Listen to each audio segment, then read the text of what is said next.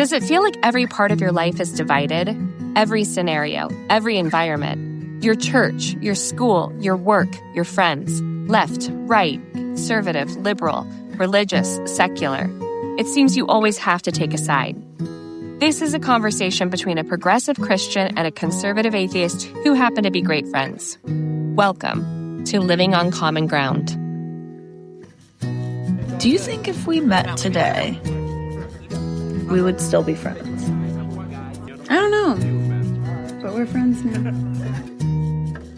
A mob is no less a mob because they're with you. Man, so what? We won a few games. And y'all fools think that's something? Man, that ain't nothing, y'all. And you know what else? We ain't nothing either. Yeah, we came together in camp. Cool. But then we're right back here and the world tells us that they don't want us to be together. We fall apart like we ain't a damn bit of nothing, man.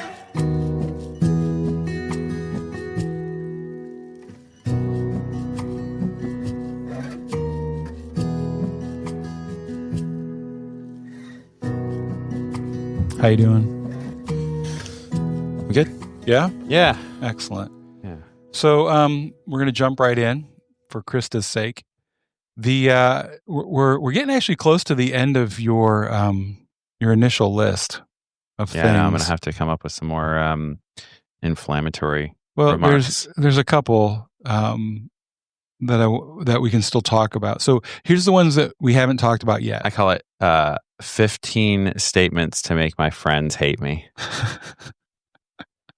Try to do There's that. more than that. Anyway, so all right, we're going to combine two of them, but I'm going to mention those last because then we'll just use that right as a segue in. Yeah. Okay. So we still have coming up: oppose all taxes in all places at all times. Mm-hmm. We still have coming up: environmentalism as a political practice has at its core a desire for control. Mm-hmm. Okay, so these are upcoming episodes, everyone. So you're going to want to make sure you tune in. And then the other one that's upcoming is the public school system is at its heart a government indoctrination system. Mm-hmm. Perfect. All right. No, those are all good. So the one we're going to talk about today, I actually combined two of your bullet points. Yeah. Okay. So the first bullet point is this: the government should not be involved. Oh, nope, that's a different one. I'm debating whether or not we're going to do that one. All right, because we may end up anyway. All right, too controversial? Too much? Maybe. Well, I think that we need to have some conversation about bringing someone else on when we talk about it. Okay, so how's that for now? Everyone's going to just wonder. They're not even going to listen to today's podcast. They're going to wonder what one I'm excluding. All right, so because I'm not going to mention it until we can figure out who else we can bring on to have that discussion. Or until we have the discussion about if we're going to bring somebody else on, or if I have the right to my opinions, no matter who I am. Here's the thing. Hey, that might actually be a good topic too. Do you have the right to your own opinion? Yes, of course you do. You have the right to your own opinion. But sometimes when you have topics and you're discussing topics, it's good to bring in and listen to a different voice and a different perspective. Depending on the topic. Nope. No other perspectives but mine. Oh, you're going to be feisty, I can tell. All right. So, but here's what we're going to talk, and I combined the two. Yeah. Public aid for homelessness should come with some obligation for the recipient. All right. Mm-hmm. And then connected to that, in my mind, was incentives change the behavior of the population. Therefore, it is not surprising that on average, states which put more money into aid for the homeless have a higher homeless population. Mm-hmm. Okay. They're connected, right? Yeah, I think those are connected. Okay. All right. So, explain yourself, sir. Okay. Well, I mean, some of this comes from the kind of starting backwards. With the second statement, I'm a lot more. I think that I'm a lot more intimately acquainted with that concept coming from California. because California and many of the West Coast states that I think most, I don't think this is a surprise to anybody that there are large entitlement programs or whatever you want to call them. I know that the term entitlement raises hackles, and that's fine. Yeah, whatever. You just showed your hand a bit. Yeah, and I know that that's fine. Call it whatever you want to call it. But California, Oregon, and Seattle tend to have much higher amounts of their budget, percentage of their budget go to what might be considered aid or safety net programs or what have you. And so my contention is with that statement, it's a pretty straightforward statement. I think that on its face, it's I would say on its face, it's kind of a truism, like something that's like, okay, fine, but what's your conclusion from it, right? That it's not really a conclusion. It's more of just like a statement of what I think what is observed. I'm not sure that there's anyone that would argue, well, maybe there are, but I don't really see the argument against the idea in general that incentives change behavior and disincentives change behavior. And that when you apply those incentives on the aggregate, that you're going to get changes in the aggregate. That while we might not have the ability to predict, would be predictable in principle. And so, California has incredibly high homeless populations. And now I know that some of the argument will be, it'll be a chicken egg question. California has high homeless populations, and so therefore they have to have high budgets for the aid. So that's where I would say what enters into this conversation, I think would be interesting to talk about, is what has come to be called by some people the homeless industrial, maybe a homeless industrial complex. Obviously that's a prejudicial term also, but you will hear that term used, and it's intended to refer to the network of nonprofits and grant programs that, of course, are, when you say nonprofit, that means by and large they're federally and state funded, that get established as agencies that have been established at least over the last 2 decades. It probably goes back further, but get established, and then once they're established, do not have an incentive to solve any kind of homeless problem because their funding would dry up, and they're incredibly profitable. And I have some clips of that's kind of evidence for this, but they're profitable. Okay, I shouldn't say profitable. Profitable is actually not the right word. Because these organizations, what they engage in is what libertarians would call rent seeking, which is where you have the truest form of this is you have a market of goods or services that are exchanged, and the profitability or the prices of those goods and services get established by traditional supply and demand. But when you have an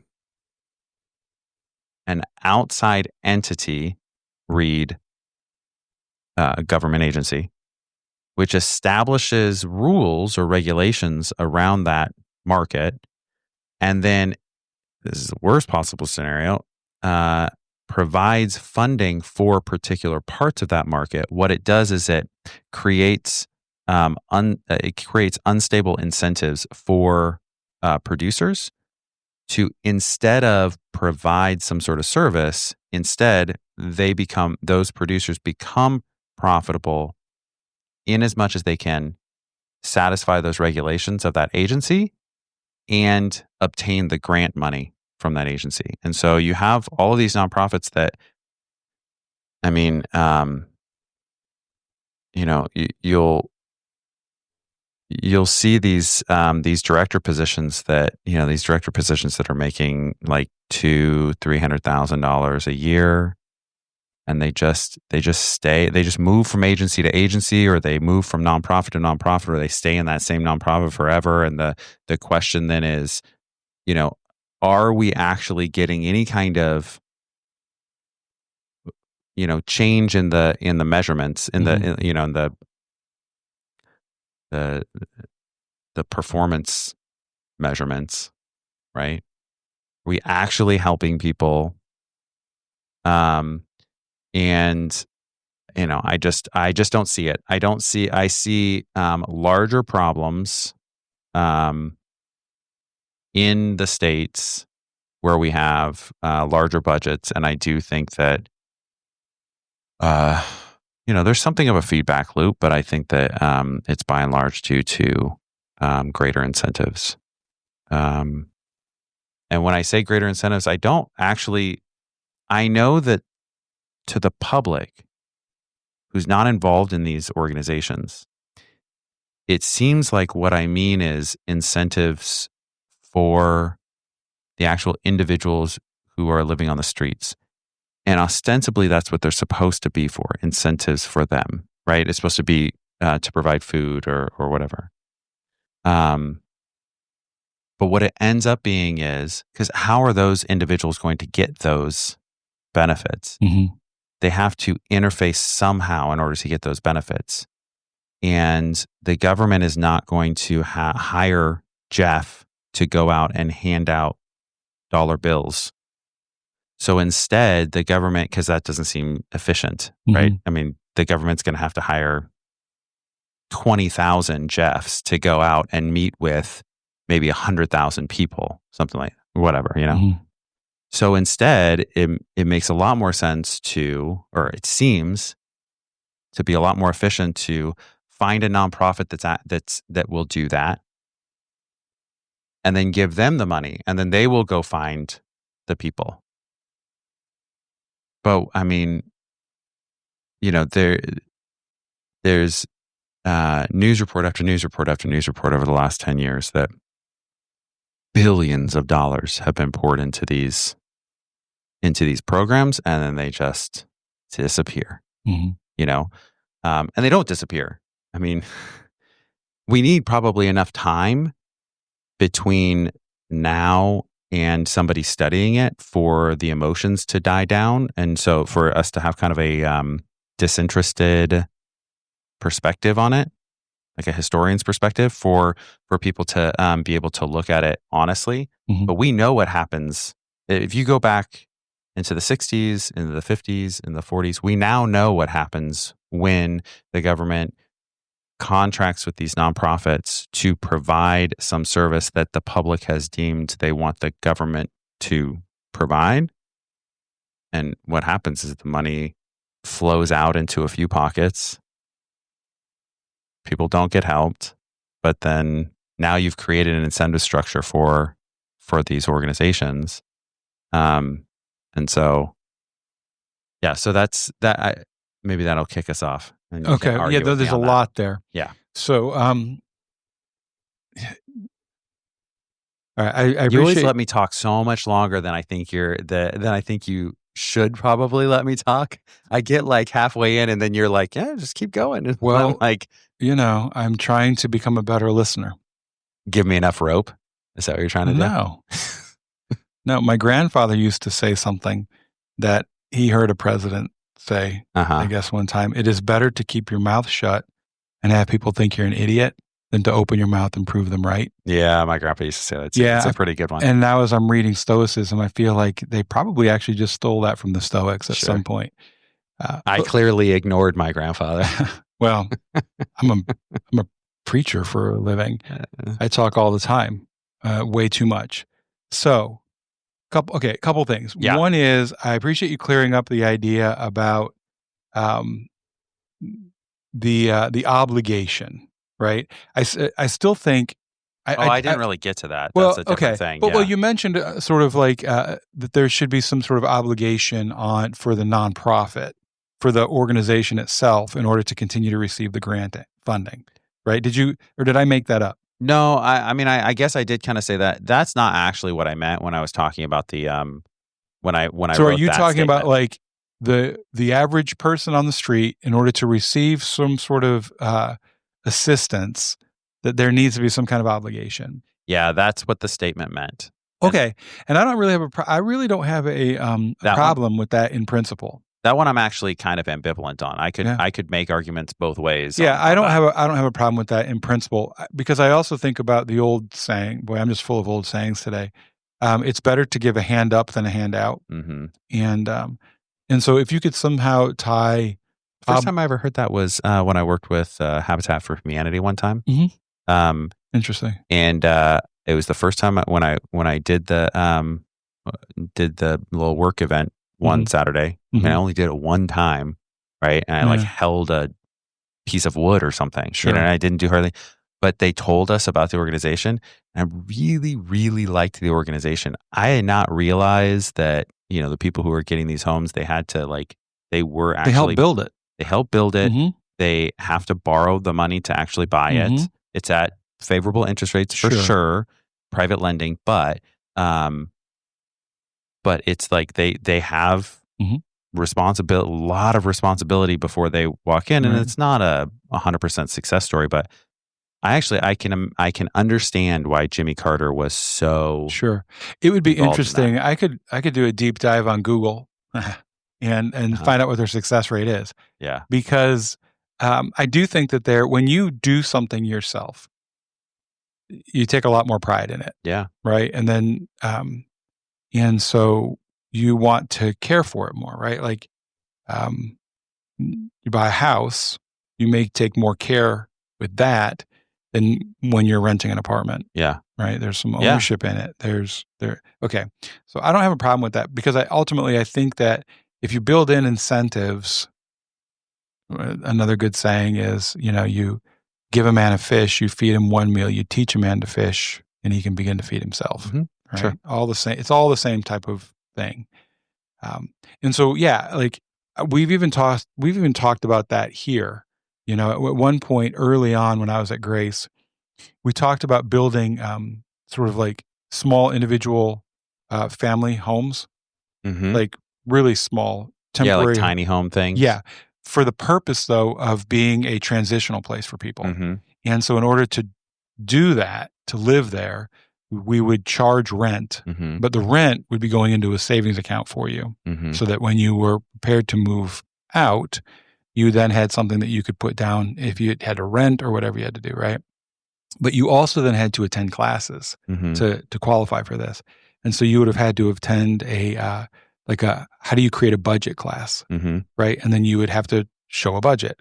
How do you go grocery shopping? How do you create a grocery list, right? So that you're not just quick driving through somewhere every day, which is going to destroy your income quicker than if you spend time putting together groceries. That's the reason the Dollar General is on every corner. Yep. Right. And so we talked about doing that kind of stuff, and I was pretty excited about that. And of course, I say of course, obviously it didn't happen because we don't have that on our property.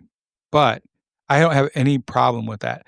I do think that, and you mentioned the chicken and the egg, right? I think that's a legitimate pushback to the sort of the statement of, now you're tying it to incentives, which is a different take on it, right? But to just sort of say in general that states with higher spending on aid have more homelessness, it's not necessarily a true statement. Right. You're saying that the correlation doesn't necessarily prove causation. Right. We're talking about causation versus correlation. Yeah. Yeah, absolutely. That's right. And then you mentioned California, right? And okay, my experience with California has been 2 trips, one for work and one for vacation. So obviously I'm not sitting in this room, I'm not the California expert. Doesn't mean I can't say anything. All right. Yeah, go for it. Because like we talked about earlier, I'm allowed to have my opinion. 100%, right. Yeah. So is it fair to say that there is it's a high housing cost in California with a large population? Is that fair? Cost of living is high. Cost of living is high if you average it out. Yep. Yeah. Mhm. Okay. Yeah.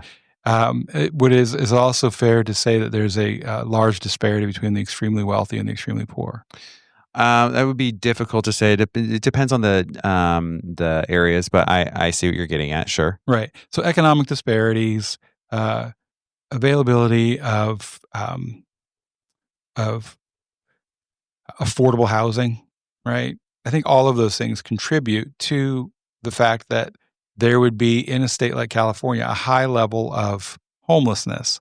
So then in response to the homelessness, there becomes a higher and higher level of government aid.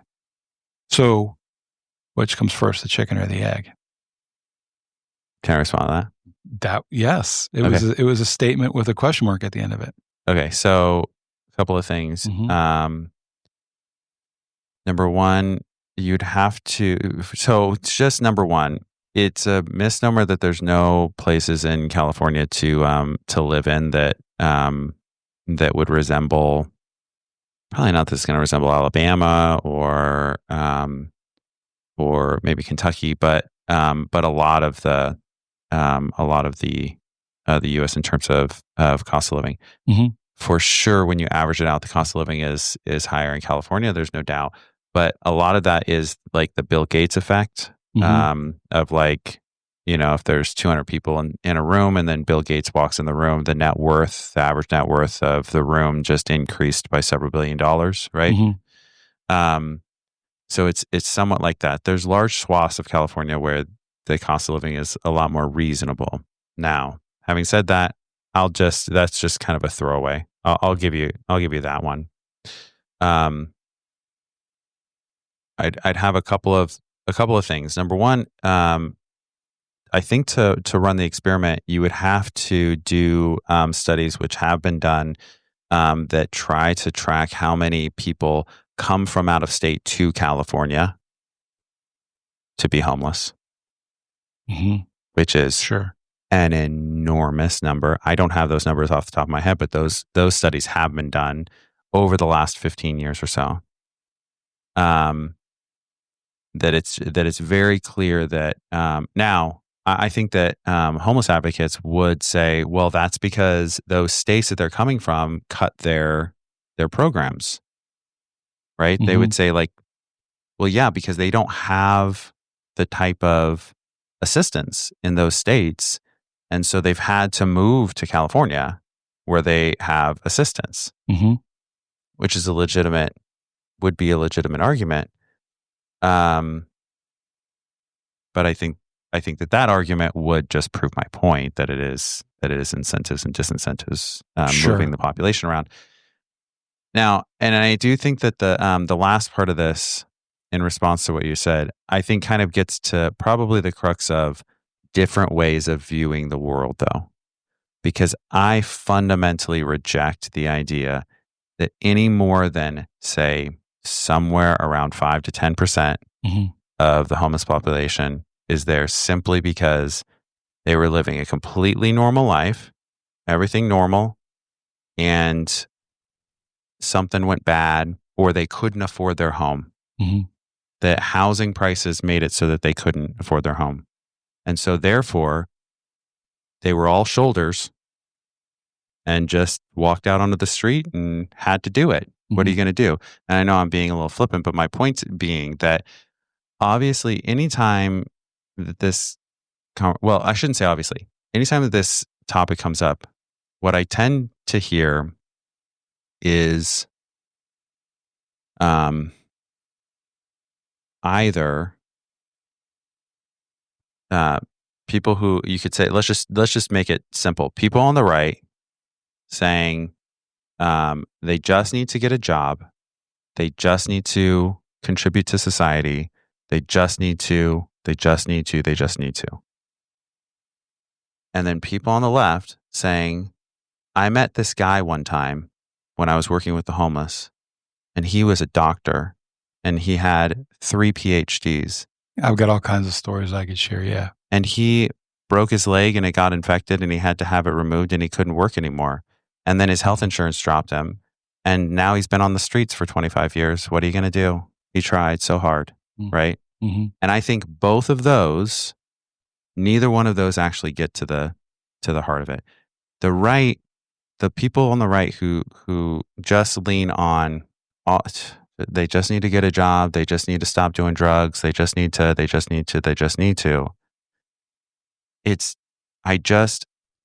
I don't have any hope in that. I think partly because of my adolescence and the people that I hung around with in my adolescence.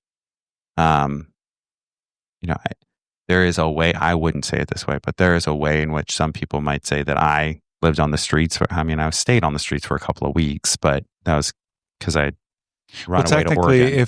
If you lived for a while on a friend's couch, and I don't know if that calls you, that puts you in that category of experiencing homelessness. Okay, so this is another thing I will say that because you don't have to actually not have a roof over your head to be homeless. Yeah, and this is another thing that like I have difficulty with, and I understand why it happens, but I have difficulty with this. It's similar to this is a completely different topic, but it's analogous, I promise. The sex trafficking conversation and the way that or human trafficking, whatever you want to call it, human trafficking conversation, and the way that the definition has been expanded so much there but keeping the same term, that I think it's really difficult to know what we're even talking about. So you can make arguments about one aspect of it that the other person doesn't really realize that that's what you're talking about. So this is a good example. Technically, sure, that makes sense. I mean, you're sleeping on a friend's couch. Own home. You don't have your own home. Well, neither do my kids, right? Right. So, and it's a legitimate thing to say, you don't have your own home.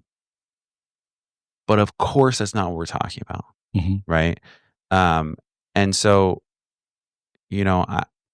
I don't think. Okay, so there's that. But then, I don't think that my friends on the right. I don't think that that is a reasonable expectation to quote unquote solve this problem. My friends on the left, who always have the anecdotal story that's a sad sack story that just kind of left them in that situation. I think that is a way of not looking at the 80%er problem, right? And so, I don't think we're here to try to fix the problem. I'm trying to say that that's just my response to, I really do not, I just really reject the idea that if we could just build more houses, boy, we'd be fine. Sure. So that's the housing first right model. And I don't buy so it. I know people that have chosen to live homeless, okay, for whatever reasons. So you've got that. There are people out there who have mental struggles, and they have ended up homeless. Yeah, because they're whether it be they don't have any family, there's no family support, there's no whatever, and so you've got that. But you mentioned might be able to stop right there with the mental illness issue and the process that we went through trying to solve a previous problem, starting in the late 60s, of closing down mental institutions and moving all mental health treatment to outpatient, all of it. Yeah. And so they're all, it sounds bad to say it like this because it sounds dehumanizing, and I understand, but there is a huge chunk of people that would have been in mental institutions that are not. Right. Now, is that better? I don't know. I'm not saying that we shouldn't have shut them down, but we did. Right. We did house them. Yes, there was huge problems. Exacerbate the homelessness problems. And now we exacerbate the homelessness problems, yeah. So my thing where I'm thinking is, I don't think that there's one solution. Sure. Just like there's not one type of person. Yeah. Right. So mental health issues, maybe the solution is to create housing for that with medical care, right? Maybe. I think that, again, when you talk about your friends on the left or whatever, who will share the story about the doctor and the amputee and all that kind of stuff. Well, as you're talking, I've got people that I know like that, right? Like I knew a kid who he was 18 years old and he's homeless because he aged out of foster care. And his foster care parents weren't getting money anymore and they just kicked him out. He was still in high school, right? So now what does he do? He's experiencing homelessness. I met him in a shelter. I met a guy who was an older man on a fixed income, and he had been renting his entire life. And the house that he was renting, the landlord came in and said, I'm tripling the rent. And he found himself homeless, right? Okay. One more example, a guy who worked really hard through a series of unfortunate events, found himself homeless. All right. That being said, each one of those people, the young man, the old man, and the middle-aged guy who just found himself, every single one of them would have probably, in the few hours I talked with them, I would imagine would appreciate some sort of incentive-based assistance, right? The young kid would have been more than happy to receive assistance in turn for, whatever. You're going to have to educate yourself. You're going to have to get a job. You're going to have to, fine. The older man, in order to receive assistance, you're going to have to do this. Fine. Because he didn't, he viewed this as a temporary situation. And I think that that's part of the conversation too, is I think that the incentive stuff in order to receive assistance only works if you're viewing your situation as temporary. If this is your long-term plan to live off of assistance, you're not going to do anything as an incentive. No incentive is you're not going to participate in any sort of incentive program. So you're saying that the only... And granted now, let me just say this too. That was a sweeping generalization and maybe even a little hyperbolic, but I think it makes a point. Yeah, but it sounds like what you're saying is that the only shot you've got at the incentive system having an I'm saying there is a shot, but not everybody's going to take you right. up on But the only shot is if they're viewing it as temporary. I think I think that certainly some people might view it quote unquote as temporary, but also just not with any motivation, not want to or what. Right. And this is the thing.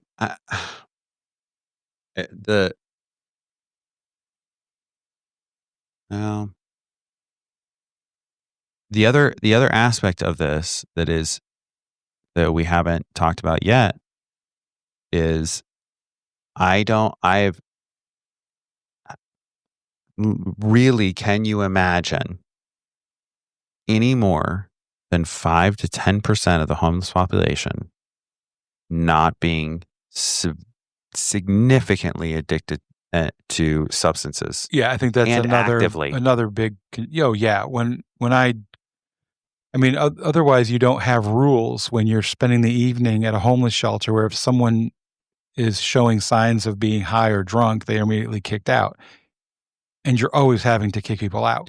Well, right? And what's interesting, by the way, your rules that you're talking about, which I'm in full support of. It seems to be an incentive to stay sober in order to stay in that place. That only happens out here, man. Well, okay, I hear what you're saying. Yes. The whole housing first idea. Yeah. A friend of mine in the West Coast, it is, you should never have. A friend of mine works in, I forget the government agency, but it's housing in New York. And we've talked to her about this issue. And when she heard that we can throw people out because they're drunk or high, she was like, oh my, it blew her away that we could do that. I think that's an incentive program. It is, right? It is, and this is one of the things that I'm saying when I make that statement that assistance should come with some responsibility. I am literally meaning something. Sure. Something. Yeah, and I wrote, I don't have any problem with that in principle. Yeah. Like I really don't, especially if it's an opportunity to help better yourself. Mm-hmm. And I really like building in sort of incentives like that. The other interesting thing too, real quick, about the shelters is it's been my experience that the persons that are staying there end up policing themselves. Yeah. They're holding each other accountable to it. And it's really interesting. I think that absolutely. And I think that is because the standard is set from the top. Mm-hmm. This is the expectation.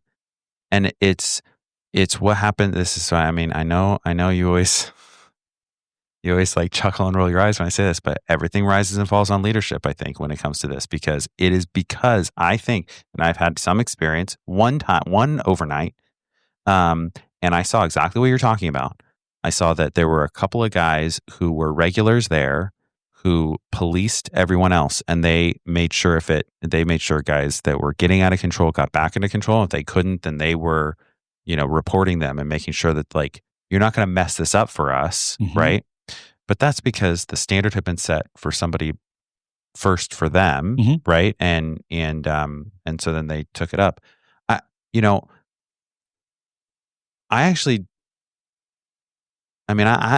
think that kind of setup is it's not going to solve the problem, but it's at least a start. And what your friend in New York was talking about, that is what I'm familiar with. Yeah.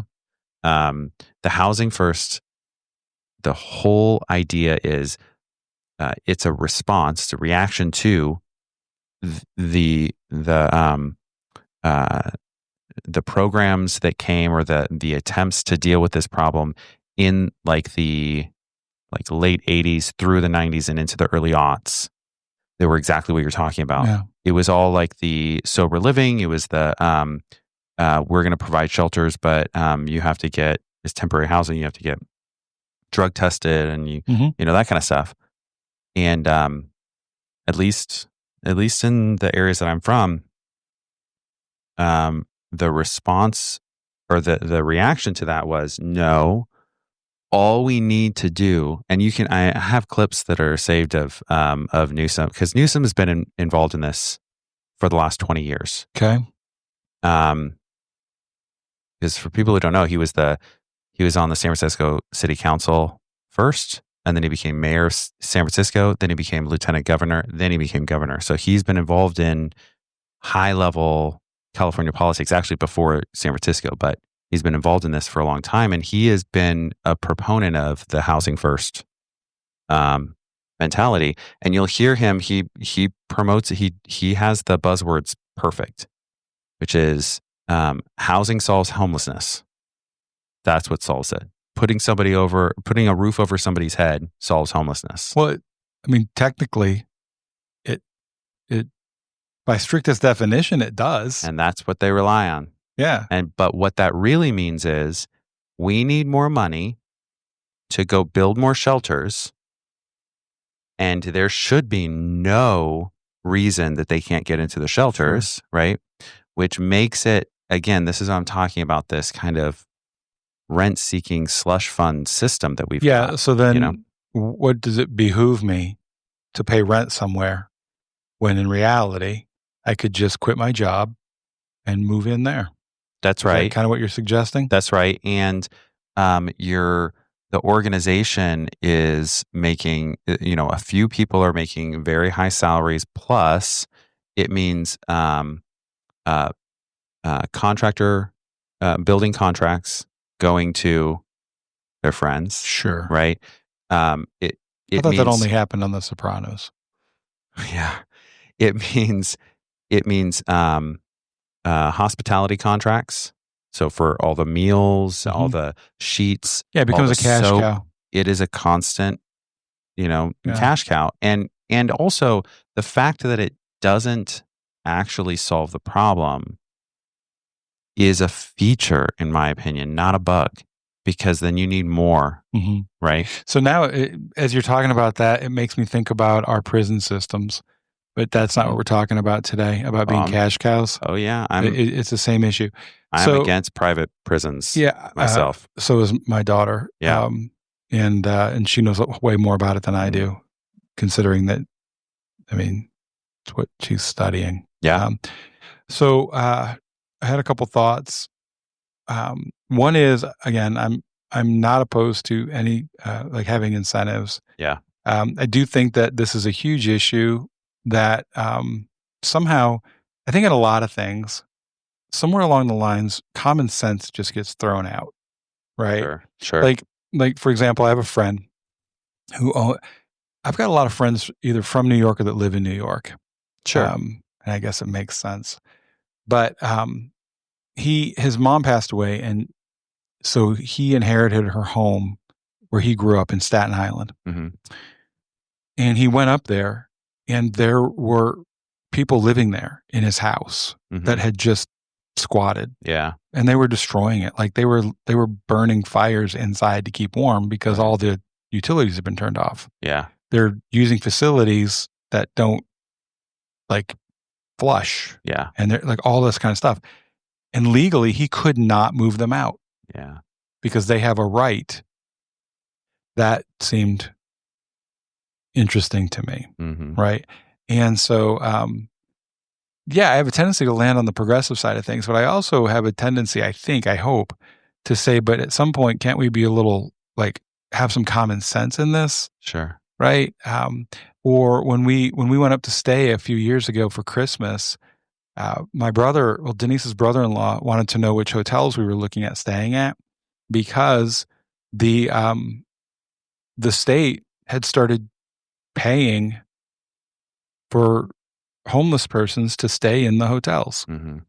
And so he was like, you don't want to stay in that particular hotel because they're, half of it is blocked off for homeless persons, and well, and I think that your example of the squatter, that's just in California, that is an enormous problem. And but it's so weird to me. Okay. Could you imagine here in Tennessee? No. But if someone in Tennessee, and I'm not saying this is right either, but if that exact same situation happened in Tennessee, my friend shows up and there's people in his house, he can look at them here and say, I'm going home and I'm getting my gun. Yeah. And when I get back, you're on my property. Right. And you know what that means. Right. So you've got about 30 minutes because that's about how long it's going to take me to get home and turn around. Right. And that stands up in Tennessee. Yeah. Well, he could do that. And even if he didn't want to do that, he would just make a call to the sheriff's office. And they would come and get him out. And they would come and they would put him in cuffs and they would take them out. For trespassing. Isn't that what that's called? And in California, he would be arrested if he tried to open the door. Because see, now squatters' rights means that it's their home. And he is technically a landlord who is in violation of their right to privacy by opening the door. But here's the thing: this is what's important to this, and it's fun to talk about how ridiculous it is, and it is when you see the downstream effect. But nobody sat down around a conference room table in a government agency or with legislators or anything and said, you know what we need to do? We need to make it really easy for people to move into abandoned homes or homes that have not been had anybody in there for a while, and allow them to then take it over just by finders keepers. So what would happen if you guys had just gone on vacation while you were still living in California? Yeah. And I decided I really liked your house, and you guys were gone for 2 weeks. And so while you were gone, I went in. 2 weeks isn't long enough. There's a time frame. Yeah. The problem that comes up. I was just wondering how silly this is. Yeah. But this is my point. And I don't know actually the time frame. Those things get changed. But but the issue is that what really happens is people come to the public and say, or somebody in the public, the people are saying, look, these landlords are raising our rent by 3 times. My landlord came to me and raised my rent by 3 times, and he put a 3-day pay or quit on my door. I didn't even, he didn't give me any time to appeal. There is no appeal. Right. There's no appeal. And then 3 days later, I was out on the street, and I've got kids, and my mom lives with me. and my wife is battling breast cancer, and now we're on the street. Yeah. So you want some protection for that. And so then the lawmakers come in and they say, we need to make sure there's an appeal process. And the appeals process is what ends up turning into what we now call squatters' rights. It's because what they're not saying they now own the home. What they're saying you can't is remove them. You can't remove them unless you go through the process. Okay, great. So what's the process? Is the process that I call the sheriff and then the sheriff comes down and looks at a deed and 3 days later they're out of my home? Oh, no. No, because they deserve due process because we don't know if you rented to them and now you're just trying to pretend that you didn't. So and now that process takes 2 months to get a court date, 2 more months to get, you know what I mean? And and so that's how it gets stretched out, where you hear these stories of people who are like, the squatters were just in my home for like 6 months, a year. They've completely destroyed it and there's nothing I can do. But the reason that I say that, or I bring that up, is that like, I understand, I think we need to be cognizant of the fact that vast majority of the time, the beginnings of these processes they're not done for corrupt and evil reasons. These are done because people are trying to solve a problem that they think is a problem. And the nature of our political system is that the people who are making the rules, who are approving these rules, will not still be there in order to see the ramifications of those or be held accountable for them, 15 years down the road. And so then you end up having, these types of situations. Before we wrap up, as I bring us back around, because I think I derailed us with that. That's okay. But before we wrap up, I want to say this, because I want to kind of draw a line. We've been talking about policy, government, these types of things, and I stand by all that. And I'm happy to, have this conversation with anybody that wants to. And, I know that I have a lot of friends who are very passionate about helping homeless people, and also have different views than I do about what government policy should be, what our society should be doing, what's the point of all, and what the problems are and all that. We can have that conversation. But I really think it's important to draw a line between, all right, as a society, what should we be doing and how do we fix this problem? Where do we think blah, blah, blah? And then what should I do? What's my responsibility in my soul, right? And I think that's for everyone to determine. I think that there are people who would have my position and then kind of allow that position on public policy to shield them. Now, let me say for myself, I'm sure I have allowed that position, which I think is a correct position, to shield myself from my own personal responsibility to the less fortunate. My grandpa used to say, one of the things my grandpa used to always say that I've tried to tell my kids is one of the very few things that I've like consciously tried to this is a saying that's going to get into your head. That the big take care of the small and the strong take care of the weak. Always. That is the responsibility of being the big. That's the responsibility of being the strong. You don't get to be the strong to have the benefits of the strong. You only get the strong to take care of the weak. That's the only reason you get to do that. And so if I am fortunate, if I am in a good place, I have responsibilities myself. And I'm sure that I have allowed my public, my positions on public policy to shield my personal responsibility. And that's between me and, whatever God. Yeah, Stan Lee wrote it this way: with great power comes great responsibility. That's right. Yeah.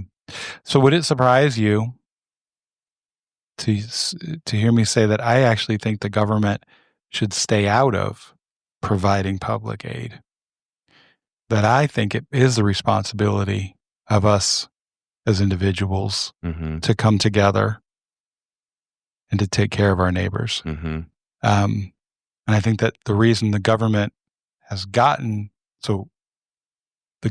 more involved which has caused us to get less involved.